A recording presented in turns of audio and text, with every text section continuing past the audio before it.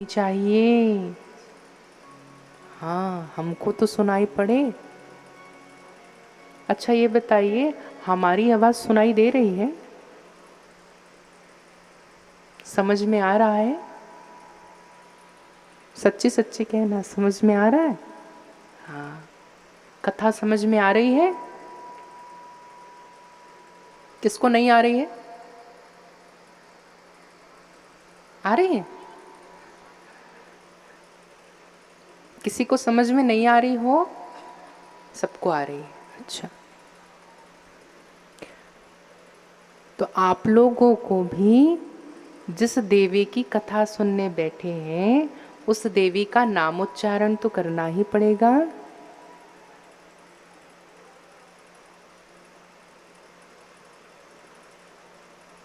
राधे राधे। ये पंडाल देवी के नाम से गूंज उठे, हम लोगों के कारण नहीं, आप लोगों से गूंज उठे। आप लोग शब्द का उच्चारण करें। माँ को कैसे बुलाया जाता है? पुकार के। माँ यहाँ बैठी हैं, देख रही हैं आप लोगों को, कैसे हमारे बच्चे सो रहे हैं। बताओ, मन शरीर यहाँ है और मन पता नहीं कहाँ कहाँ घूम रहा है आप लोगों का। हाँ, हमारी देवी देख रही हैं, इसलिए सब एक साथ उच्च स्वर से कहें, राधे राधे राधे राधे, श्याम मिला दे, नींद भगा दे, हाँ, ध्यान लगा दे, राधे राधे। हाँ, ऐसे भगवान से प्रार्थना करना पड़ता है। चलिए देखें, आप लोगों को थोड़ा सा सोचना चाहिए ना, वक्ता की कितनी परेशानी होती है। यहाँ बैठ के बेचारे वो बता रहे हैं, किसी एक को भी नींद आ जाती है ना, तो अब सोचो वक्ता कहीं कहते कहते सो जाए, क्या होगा? वक्ता इंसान नहीं है क्या? है ना?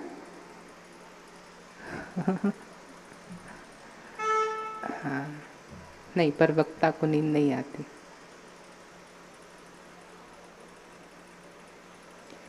तो सावधान होकर के सुने, सावधान तया शृणु। क्या सुना अब तक आप लोगों ने? हाँ,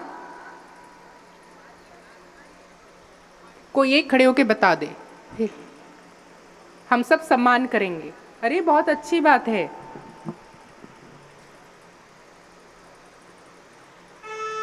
बैठ के ही बता दीजिए, क्या सुना, क्या समझ में आया अभी की आज की कथा में? हाँ, अति उत्तम। आप लोग सब ताली बजाइए देवी जी के लिए। वाणी अच्छी होनी चाहिए, सबका साथ। और दूसरी, केवल वाणी ही नहीं, मन भी अच्छा होना चाहिए। मन सहित वाणी अच्छी हो। पता चला, अरे आप तो बहुत अच्छे हैं, जैसे गए पीछा छूटा इनसे, ऐसा नहीं। मन भी अच्छा हो और वाणी भी अच्छी हो।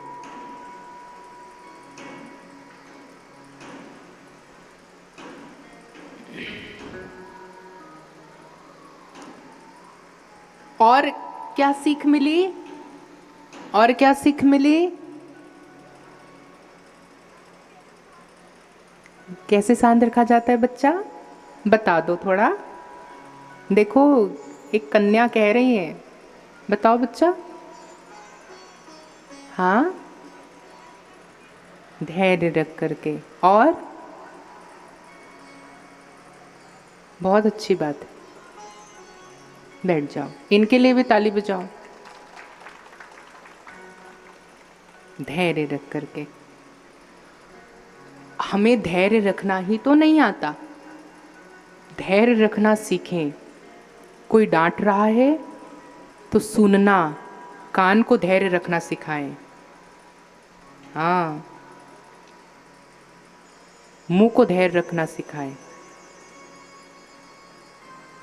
हमें सुनना नहीं आता, हमें सुनाना आता है।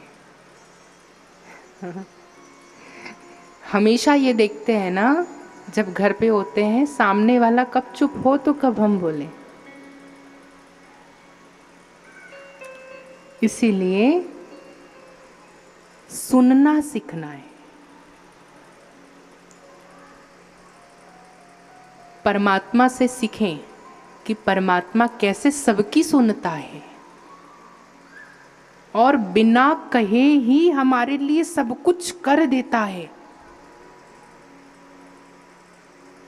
ना।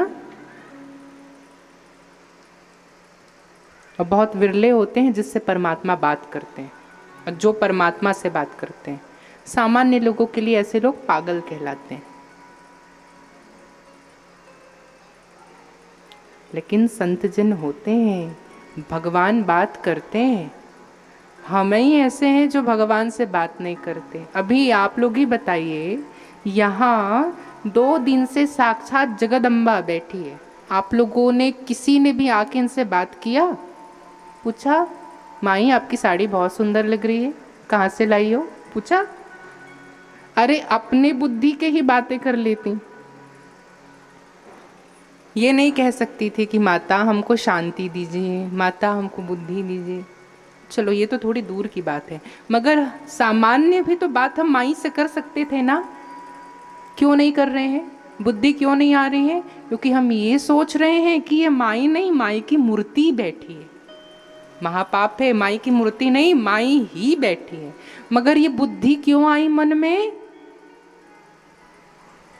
किसी ने बात किया माई से? देखो, माई का कथा हो रहा है, माई बैठी है, माई के सामने बैठे हैं, माई सब कुछ कर रही है, पर उस माई से ही हम नहीं बात कर रहे हैं। क्या कारण है?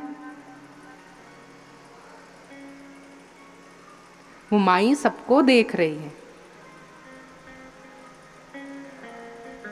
क्या कारण है? क्यों नहीं बात कर पाते भगवान से हम? क्या केवल संतों से ही माई बात करती है? आप भी संत बन सकते हो, पर बनना नहीं चाहते।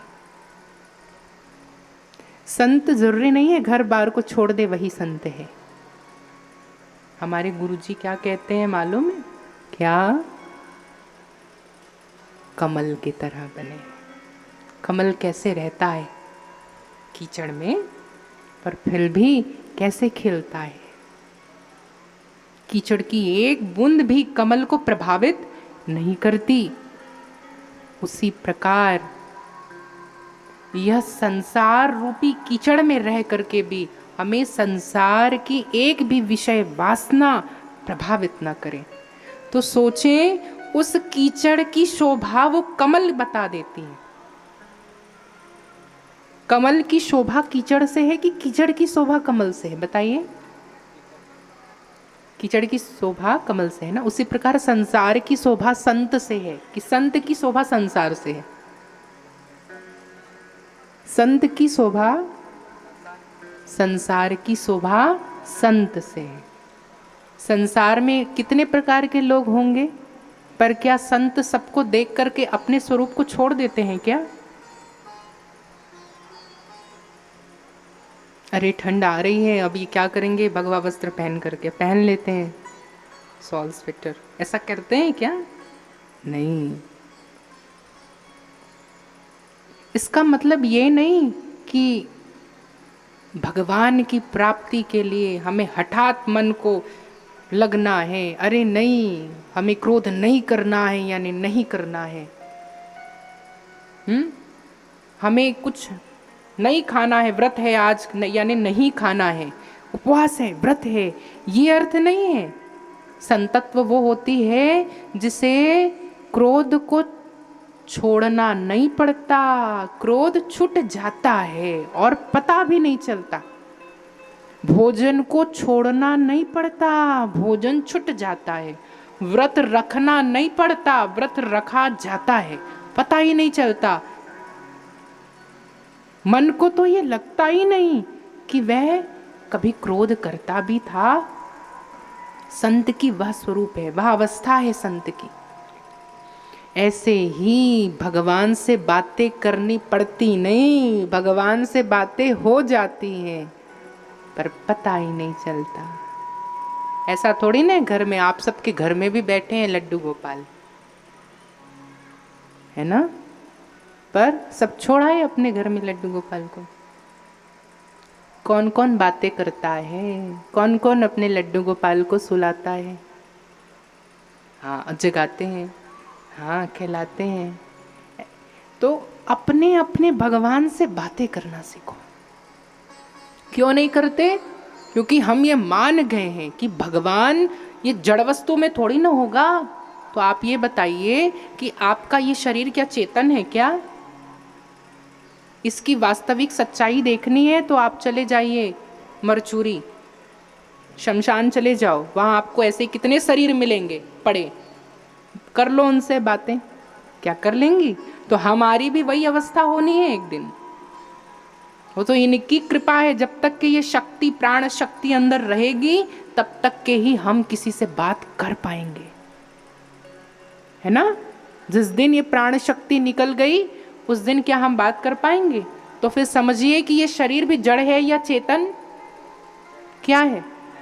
तो जब ये जड़ वस्तु बात कर सकता है तो क्या ये जड़ वस्तु बात नहीं कर सकती? क्षमा, ये जड़ नहीं है, चेतन ही है। पर क्यों नहीं लग रहा है? कोई भी यहाँ एक आ करके रोज आए और देवी जी प्रणाम, सकुशल, आज हमने ये किया, आज आपके लिए हमने ये स्तुति तैयार की है, आज हम आपको ये सुनाएंगे। कोई ऐसा कहता है देवी से? नहीं। कहने लगे तो क्या कहेंगे? अरे हम बात करेंगे तो कोई हंसेगा, तो कोई बोलेगा, तो भला कोई ऐसे बात करता है? भगवान की पूजा मन में करनी चाहिए, क्यों दिखाना? हम कहते हैं क्यों नहीं दिखाना? हम अपराध कर रहे हैं भगवान से बात करके?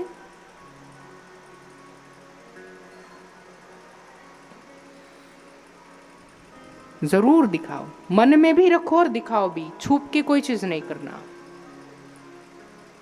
इसीलिए क्योंकि हमने जड़ मान रखा है। भाव ला करके तो देखें अपने अंदर, उत्साह ला करके तो देखें अपने अंदर, फिर देखिए आपसे भगवान बात कैसे नहीं करेंगे, उनको करना पड़ेगा।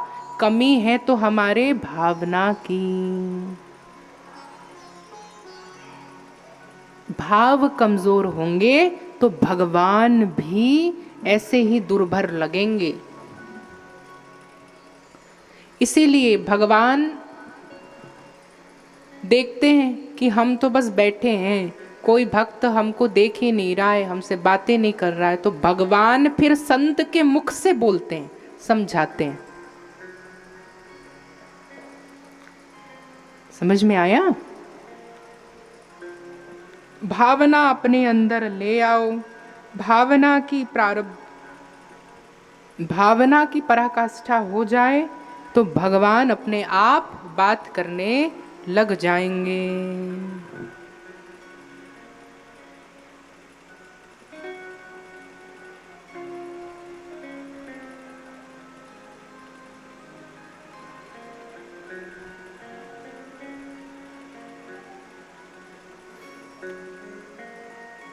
पर हमारे अंदर भावना की कमी है। हमने पिछले बार की कथा में कुछ सिखाया था, याद है क्या? भूल गए? तो मतलब आप लोग फिर इस देवी भागवत को भी भूल जाओगे? क्या मतलब हुआ फिर सिखाने का? क्या मतलब हुआ? सब भूल गए। भगवान किसके भूखे हैं? भाव के। क्या है भाव?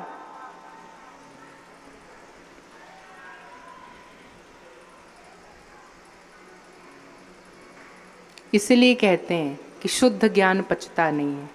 आइए सिखाते हैं। भाव बिन मिले नहीं भगवान,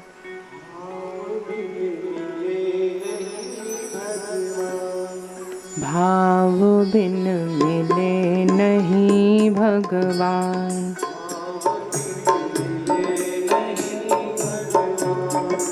भाव बिन मिले नहीं भगवान।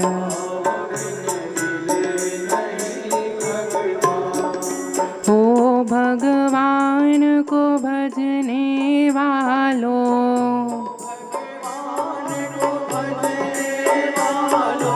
ओ भगवान को भजने वालों,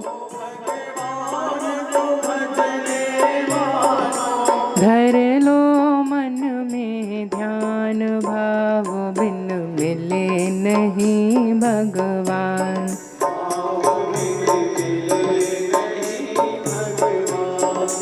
भाव बिन मिले नहीं भगवान।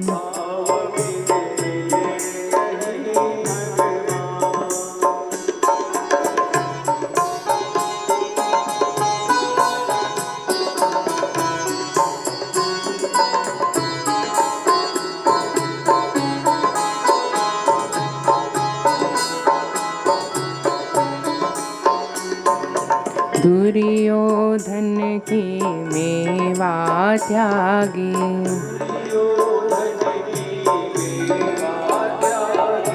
दुर्योधन की छोड़ी मेवा,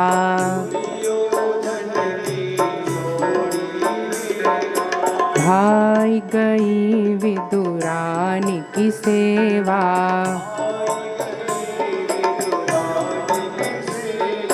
दुर्योधन की छोड़ी मेवा,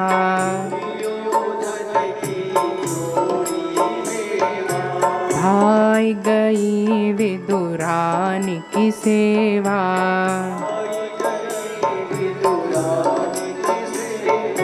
श्रद्धा और समर्पण से ही,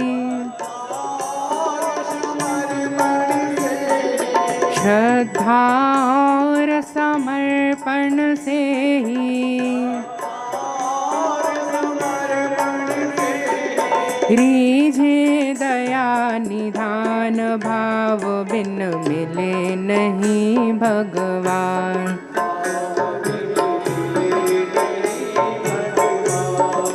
भाव बिन मिले नहीं भगवान।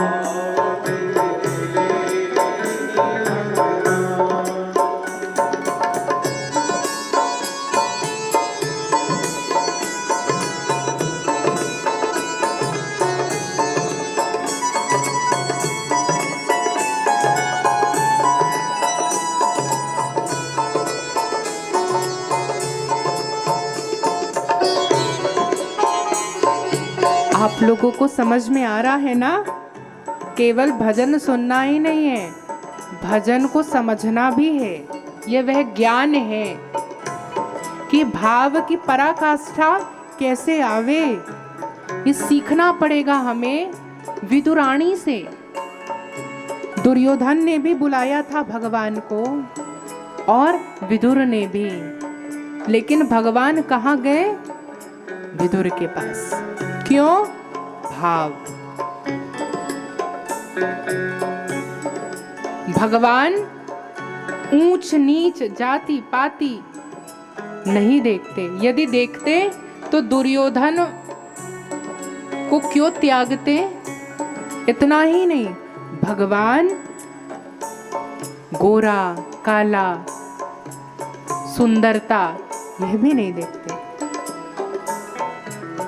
केवल भाव को देखते हैं। तभी तो पहुंच गए सबरी के यहाँ और शबरी के जूठे बेरों को भी पा लिया बड़े प्रेम से।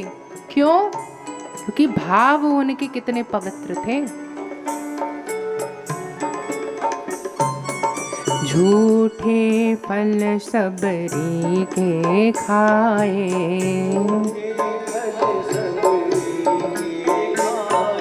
झूठे फल सबरी के खाए,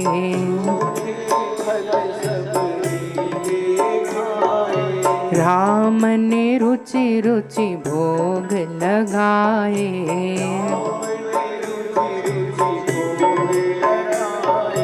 जो ढूंढे उसको मिल जाए, जो ढूंढे उसको मिल जाए।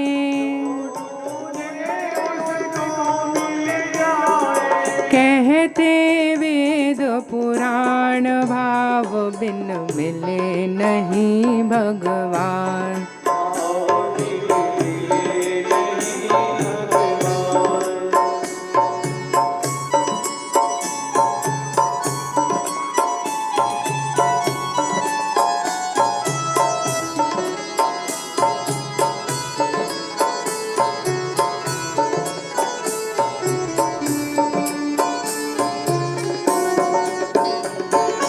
ध्रुव प्रहलाद सुदामा मीरा,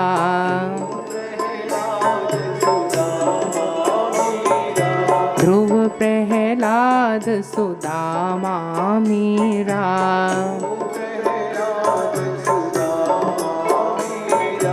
नरसिंह भगत की मिटाई पीड़ा,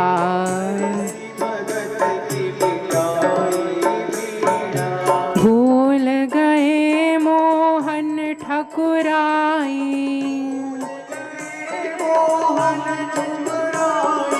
भूल गए मोहन ठकुराई। बन गए गढ़वान भाव बिन मिले नहीं भगवान।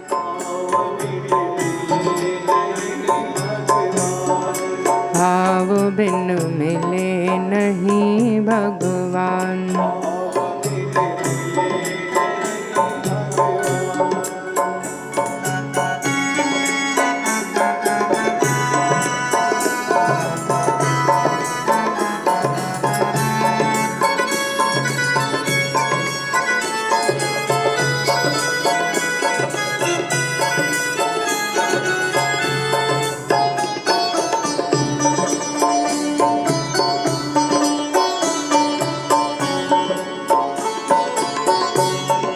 इसीलिए हम सबको ये सीखना है। आप लोग कॉपी पेन लेकर के आया करें। हम शास्त्र के कठिन कठिन सूत्रों को केवल सहज शब्दों के रूप से पिरो के दे रहे हैं। आपको शास्त्रों के श्लोक बताएंगे तो समझ में नहीं आएगा, रटते भी नहीं बनेगा, फिर कैसे मन सीखेगा। कहे केवल सीधी सरस वाणी जो कान को रस भी दे, मन को रस भी दे और बुद्धि को समझ में भी आए। क्या है वो?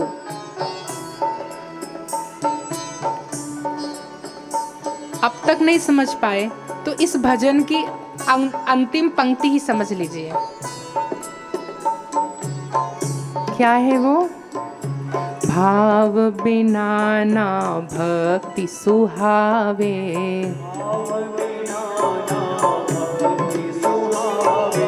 भाव बिना ना भक्ति सुहावे।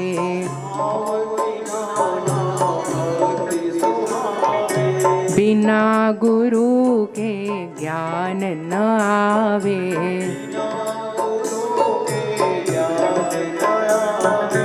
बिना गुरु के ज्ञान न आवे।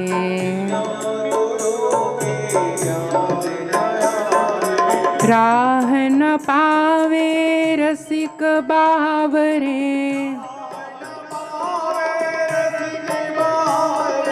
राह न पावे रसिक बावरे।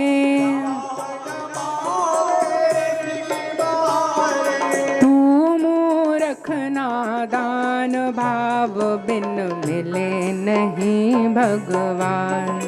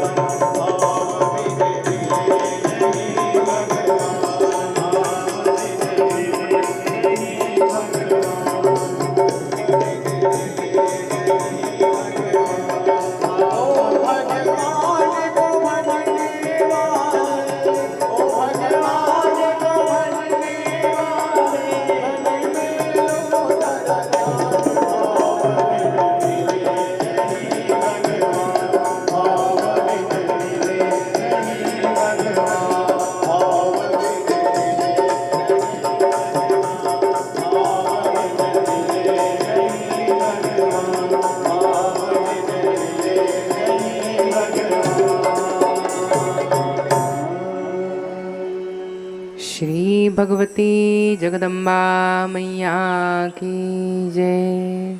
श्री भक्ति महारानी की जय। श्री बुद्धि महारानी की जय। मन में भाव उत्पन्न करें, भाव दीजिए भगवान कि हम आपको प्राप्त कर सकें। ये भाव नहीं होगा ना तब तक के हम कहीं ना ये किसके समान है? मंत्र में, प्रार्थना में जब तक के भाव ना हो तब तक के वह निष्क्रिय है। मंत्र का प्राण भाव है।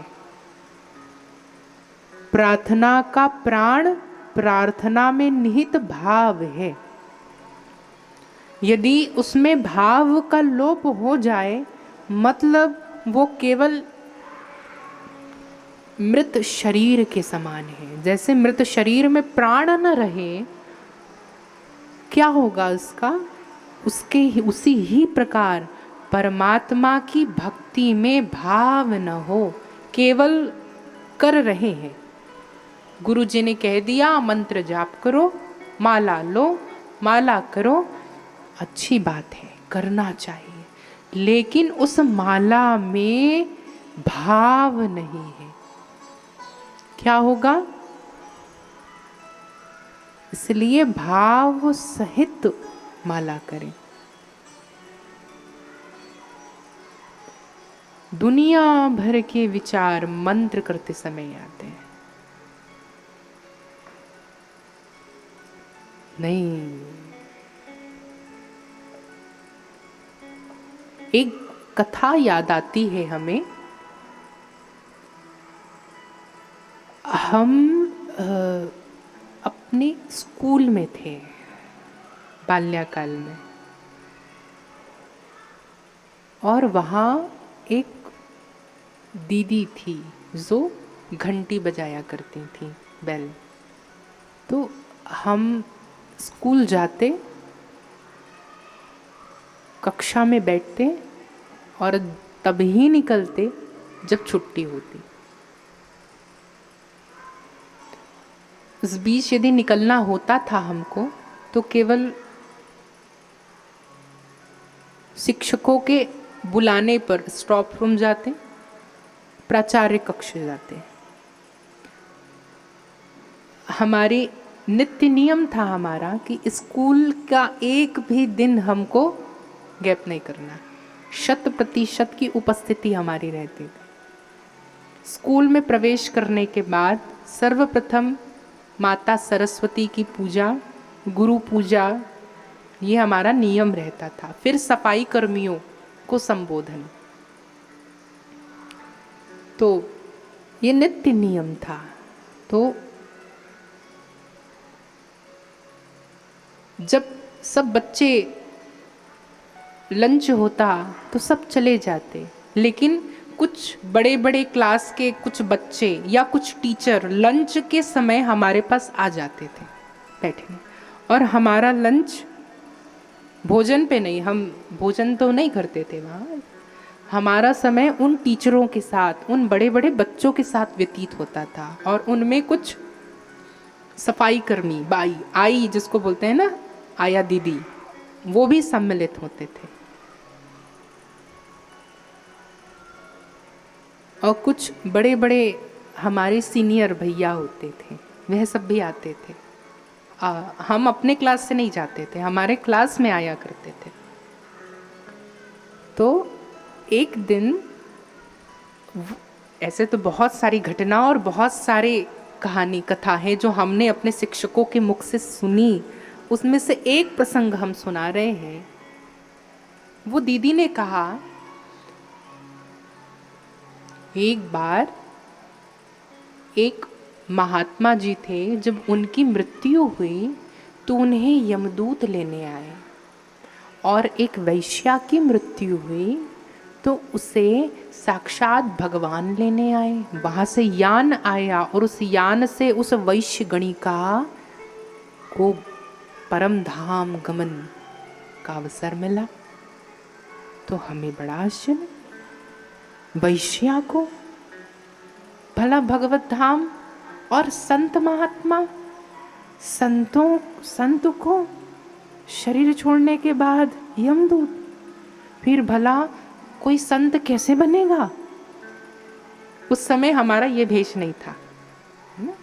तो हम ये सोचे भला फिर कोई साधु क्यों बने? साधु बनने के बाद उसे नरक जाना पड़ता है, और लोगों को क्या शिक्षा मिलेगी? वैश्या को भगवान की प्राप्ति हो गई। तो फिर उन्होंने कहा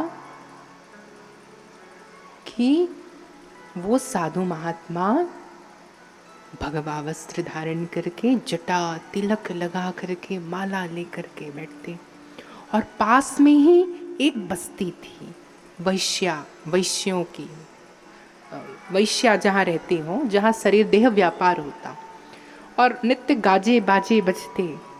तो वो संत महात्मा का ध्यान वहाँ भटकता। तो कोई बोलते हे भगवान, वहाँ जाने की इच्छा हो रही है, लेकिन कैसे जाएं? हम तो ये कपड़े पहन चुके हैं, हमारे तो जटा है, माला है, तिलक है, वहाँ जाएंगे तो क्या होगा, क्या बोलेंगे? लेकिन देख लेते क्या हो रहा है, थोड़ा संसार घूम आते। लोग इतना गाना बजाना करते हैं, फिल्म देखते हैं, हम तो फिल्म में नहीं, क्या हो रहा है वहाँ? भगवान का पूजा भी कर रहे हैं, लेकिन वहाँ ध्यान है। और वो वैश्या उसी साधु के आश्रम, जो नगरी थी उसके जैसे पास में ही वैश्या थी। वो वैश्या जन्म वहीं हुआ था, और चूंकि वही काम था तो देह व्यापार होता, लेकिन उसका मन होता है कितने सुंदर साधु हैं, क्या सुंदर भगवा वस्त्र है, क्या माला तिलक है, कितने सुंदर भगवान का भजन करते हैं, काश मैं भी ऐसा वस्त्र पहनती। एक बार देखती तो साधु रहते कैसे हैं, एक बार देखती माला कैसे करते हैं, एक बार देखती भगवान का अभिषेक कैसे करते हैं, कितने सुंदर गोपाल जी हैं।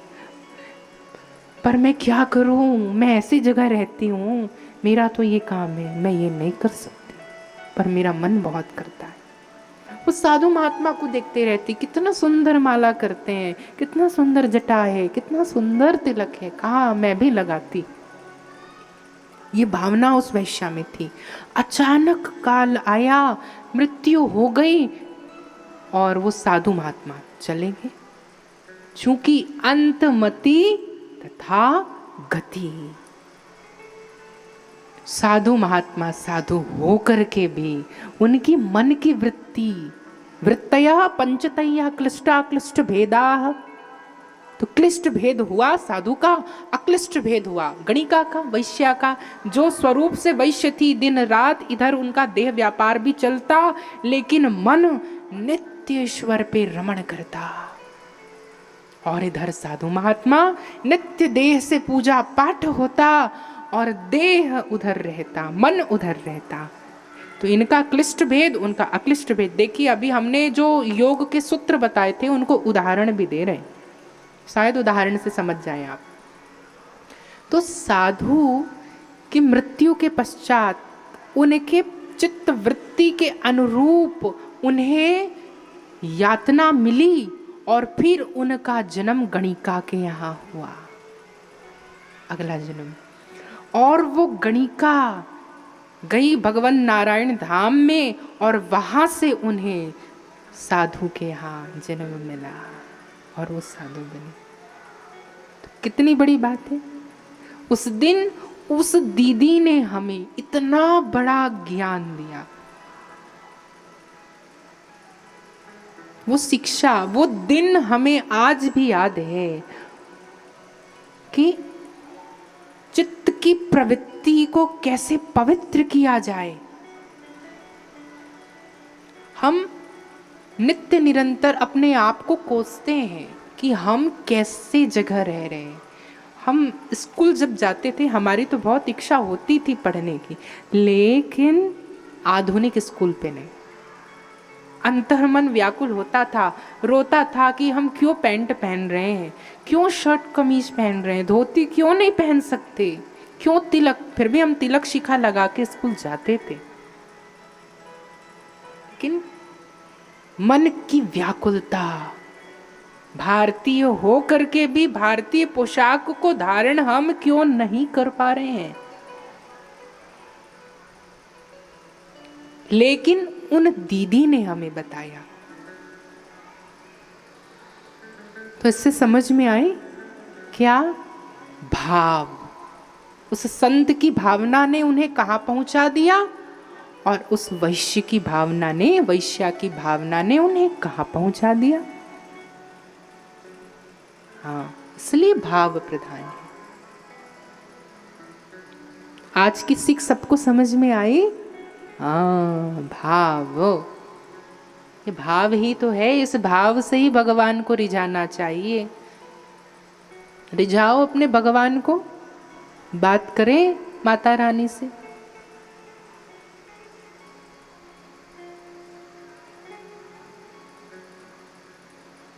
कौन कहता है भगवान आते नहीं, तुम मीरा के जैसे बुलाते नहीं। बन के देखो मीरा, कौन कहता है भगवान खाते नहीं, तुम जशोदा के जैसे खिलाते ही नहीं। बन के देखो जशोदा, लाभ तो वो भाव, पर हमारे अंदर हम ये सोचते हैं वो संत जो पत्थर को प्राण कर दे, पत्थर को भगवान बना दे, और एक हम मानुष जो भगवान को भी पत्थर बना देते हैं। ये सोचते हैं ये पीतल की धातु है, ये मिट्टी की मूर्ति है, ये क्या बात करेगी। हम तो अपने मन को मिट्टी और पत्थर बना रहे हैं ये सोच करके कि वो भगवान नहीं, वो मूर्ति है। लाए तो अपने अंदर वो भाव, देखो भगवान कैसे बातें करेंगे। फिर ये दुनियादारी की बातें हमें पता ही नहीं चलेगी।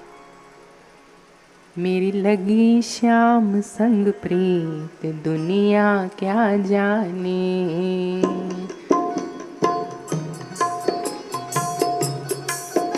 जब भगवान से प्रीत लगती है ना, तब दुनियादारी फीकी पड़ जाती है। क्यों किसी से बात करना, क्या लेना देना।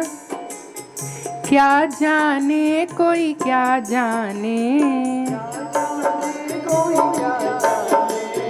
क्या जाने कोई क्या जाने। मुझे मिल गया, मुझे मिल गया मन का मीत, दुनिया क्या जाने।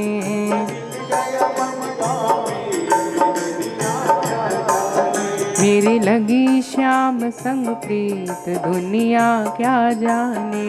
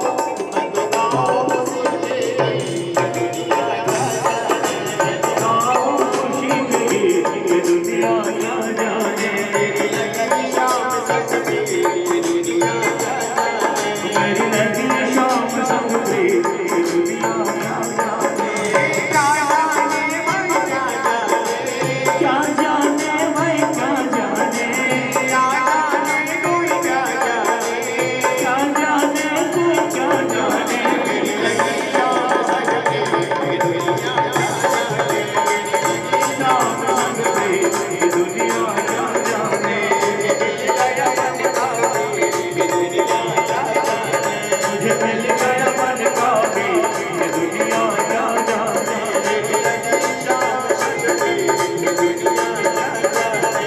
लगी शाम संग प्रीत ये दुनिया क्या जाने।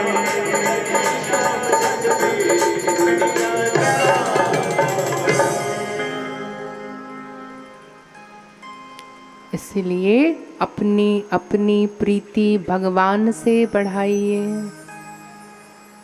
अपना प्रेम अपना अनुराग ईश्वर से लगाइए। फिर देखें कि कैसे भगवान हमारे साथ बात करते हैं, खेलते हैं। कितना अच्छा सूत्र है ये, अपनी प्रीति ईश्वर से लगानी है। ये कैसे होगा? कहा सत्संग।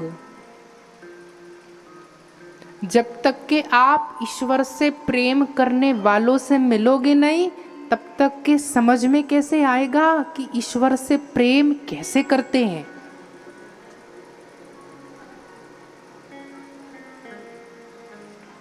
फिर तो चहूं और ईश्वर दिखेंगे, चहूं और ईश्वर दिखेंगे।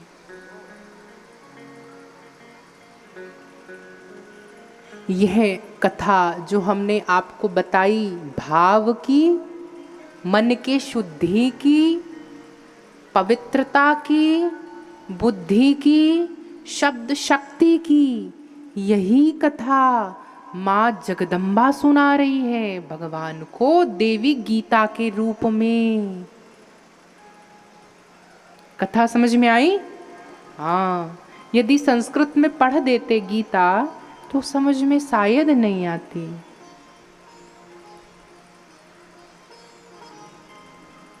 तो ये थी भगवान की त्रिगुणमयी माया। सार ये समझ में आया कि भगवान से प्रेम कैसे हो, कैसे होगा? जब मन भगवान पे लगे। हम किसी से प्रेम कब करते हैं? जब हम बार बार उन्हें देखें।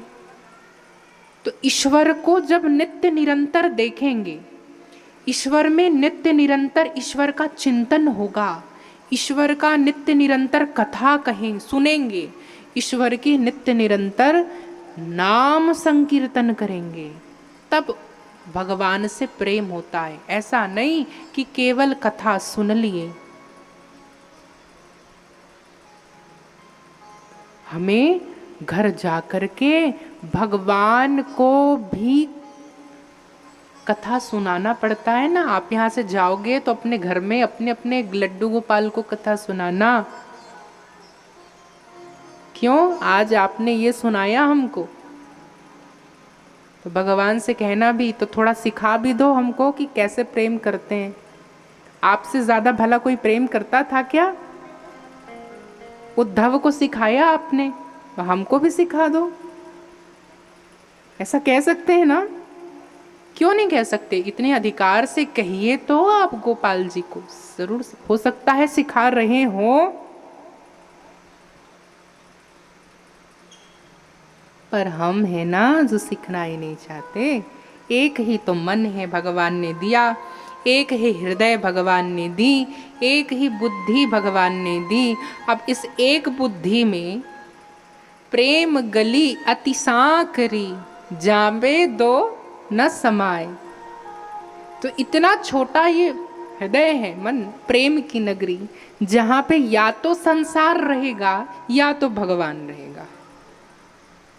हम यही गलती करते हैं कि घर में लड्डू गोपाल को रखते हैं, भगवान को रखते हैं, लेकिन चिंतन संसार के लिए करते हैं कि भगवान इतने सुंदर हैं, मुझे एक घर दे दो, ये भगवान मेरा प्रमोशन करा दो।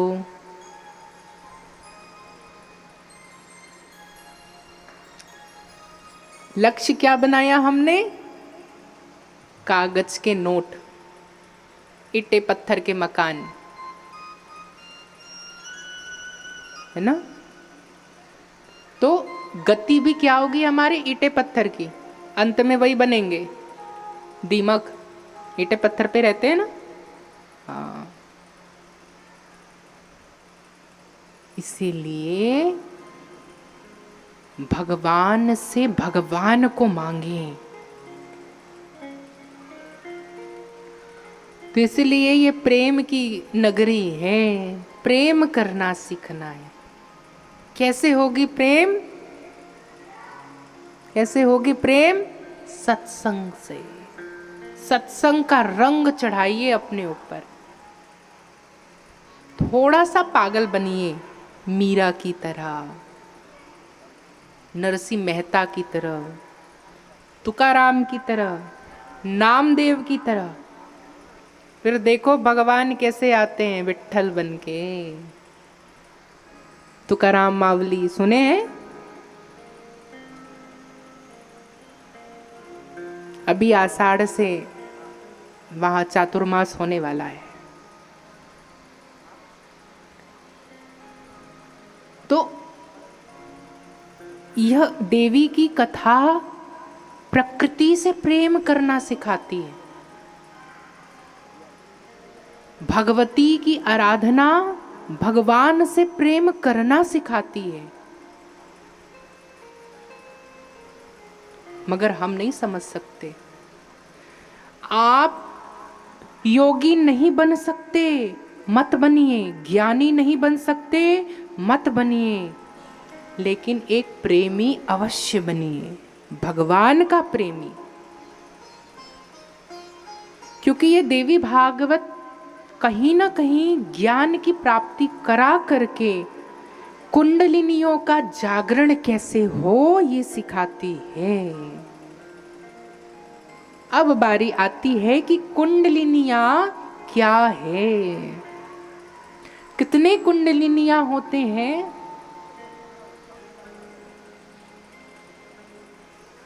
इसको मालूम है? 7। हाँ, क्या क्या नाम है? 7 कुंडलिनियों के नाम किसी को मालूम है? किसी को नहीं मालूम। हम आरती पढ़ते हैं ना, मूलाधार चक्र, स्वाधिष्ठान, अनाहत, विशुद्धि चक्र, मणिपूरक चक्र, आद्या चक्र और सहस्त्रार चक्र। ये चक्र ही हमें अष्ट सिद्धि नव निधि प्रदान करते हैं। एक सिद्ध व्यक्ति के क्या लक्षण हैं, कैसे पहचानेंगे? वो ऐसे करे जादू हो जाए, मन की बातों को पढ़ के बता दे, पत्थर को छुए हीरा बन जाए, क्या ये लक्षण है? नहीं। यदि ये लक्षण होंगे मतलब कुंडलिनी जागरण नहीं हुआ है। कुंडलिनी जागरण के लक्षण क्या है? सब कुछ जान करके भी अनजान बन के रहना, सिद्धियों को प्राप्त करके भी सिद्धियों को अपनी दासी बनाकर रखना, ये है सिद्ध साधु। साधु महात्मा जो फकीर होते हैं ना, उनके षष्ठ यानी सप्तम इंद्रिय सहस्त्रार पर्यंत, मूलाधार से सहस्त्रार पर्यंत की सभी कुंडलिनियां जागृत होती हैं। लेकिन फिर भी वो उन सिद्धियों से खेलता नहीं है, क्योंकि इन सिद्धियों का क्या लक्ष्य है? कुंडलिनियों की सिद्धियों का क्या लक्ष्य है, क्या फल है, बताइए।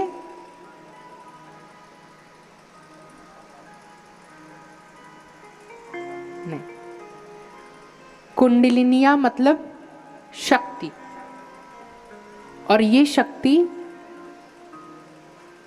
अष्ट सिद्धि और नौ निधि को देती है। ये नौ निधि क्या है और अष्ट सिद्धि क्या है? ये कुंडलिनियां परमात्म मार्ग में साधक है या बाधक, समझना पड़ेगा। क्या है?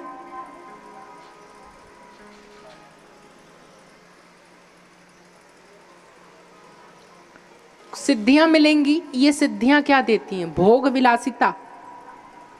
नवनिधि मिल जाए आपके पास तो ब्रह्मलोक पर्यंत सब कुछ पा लेंगे।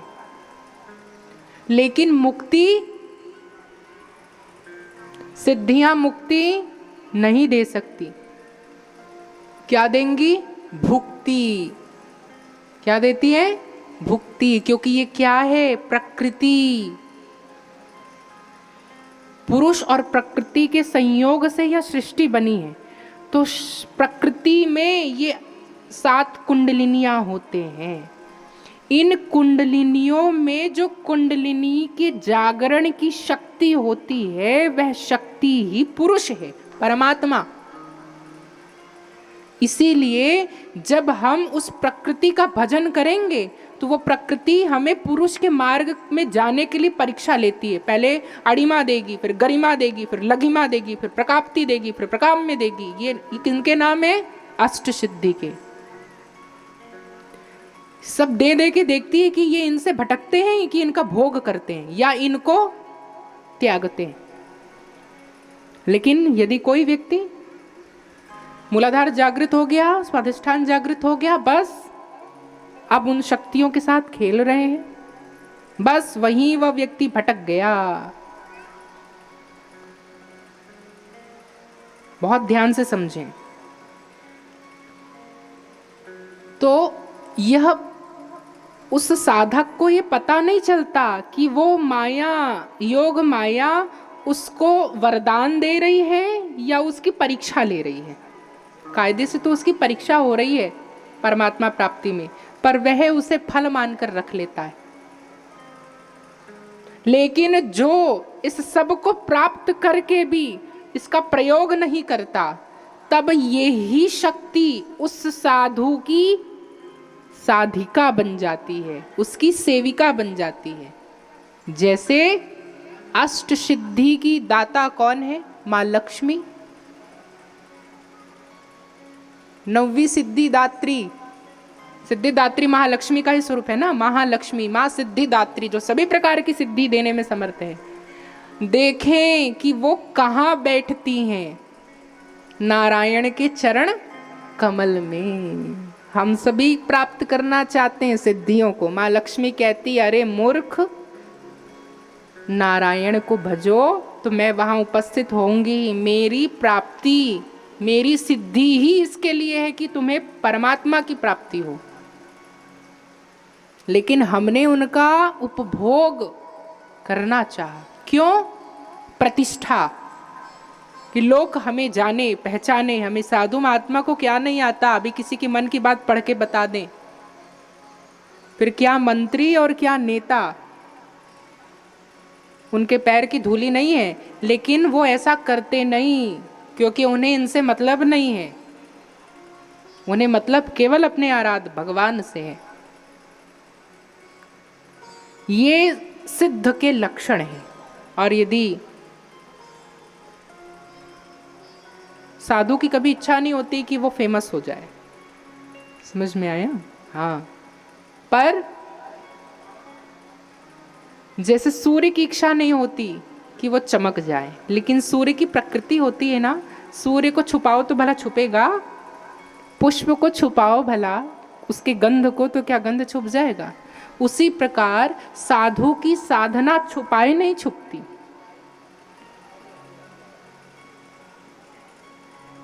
समझ में आ रहा है? इसीलिए हम सबको उस साधना पे यदि जाना है, साधु बनना है, मन को साधना है, तो कुंडलिनी जागरण। तो हम बात कर रहे थे योगी की, ये योगी की सिद्धि है कुंडलिनी जागरण। लेकिन योगी नहीं बन सकते।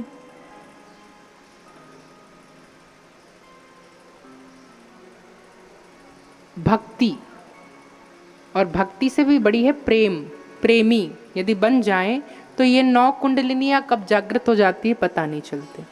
जागृत करना नहीं पड़ता, जागृत हो जाते हैं। इसलिए माँ भगवती यही सिखा रही है इस कथा में कि ब्रह्मा विष्णु महेश पूछते हैं माँ से कि माँ आप कौन हैं, तो वो कहती हैं कि मैं वही हूँ, मैं ही ब्रह्मा हूँ, मैं ही विष्णु हूँ, मैं ही महेश हूँ, मैं ही शक्ति हूँ, मैं ही गुरु हूँ, मैं ही सब कुछ हूँ। अभेद की बुद्धि जब एक साधक में आ जाए, अपने आप उसकी 7 कुंडलिनियां जागृत हो जाएंगी। पर वो अपनी एनर्जी को भटका रहा है। गुरु अलग, गुरुओं में भेद हो रहा है आजकल तो। अमुक गुरु, अरे भद्र आदमी, सभ्य आदमी आप पहचाने कि गुरु और गुरु तत्व एक ही है, शरीर अलग है। पर साधुओं की ऐसी लीला होती है कि कब किसके मुख से क्या कह दें, क्या समझा दें, पता नहीं चलता। गुरुओं में भेद नहीं, संतों में भेद नहीं, तीर्थों में भेद नहीं, ग्रंथों में भेद नहीं, मंत्रों में भेद नहीं। जो ये सीख ले, समझ जाए, वो साधु है। पर हम साधक पहली अवस्था में ही भटक रहे हैं। भगवान यही कहते हैं नाम प्रदान मिल रहा है, लेकिन उस नाम को जपने से सिद्धियां नहीं मिल पा रही है। कारण है कि हम 10 प्रकार के अपराध कर रहे हैं। उसमें से पहला अपराध है नामापराध। नाम में, मंत्र में, गुरु में अपराध कर रहे हैं कि अमुक मंत्र बड़ा है, अमुक मंत्र छोटा है, अमुक गुरु बड़े हैं, भगवान अमुक बड़े हैं, या भगवान अलग है, गुरु अलग है, मंत्र अलग है। ये भेद बुद्धि यदि आ गई हम पे तो हमारी साधना भंग हो गई। एक घड़ा है, लक्ष्य मिला है इसमें जल भरने, लेकिन आप उसमें 3 छेद कर दो तो वो क्या घड़े पे जल संग्रहित हो पाएगा? एनर्जी तो भटक गई ना उसकी। उसी प्रकार इस घट में भी परमात्मा ने गुरु रूप से मंत्र रूप में परिवर्तित होकर के इस घट में शक्ति प्रदान की है। जिस दिन हम उस परमात्मा को, गुरु को और मंत्र को अलग अलग कर दें, उस दिन ये आत्मा भी व्यथित हो जाती है। साधक वहीं भटक जाता है। शास्त्र यही कहता है, भक्त भक्ति भगवंत गुरु चतुर्णाम बपुएक, जिनके पदबंधन किए नाशे विघ्न अनेक। मतलब भगवान, गुरु और मंत्र एक ही है, लेकिन कहे प्रमाण बताइए, प्रमाण बताओ। तो आपको बता दें, फिजिक्स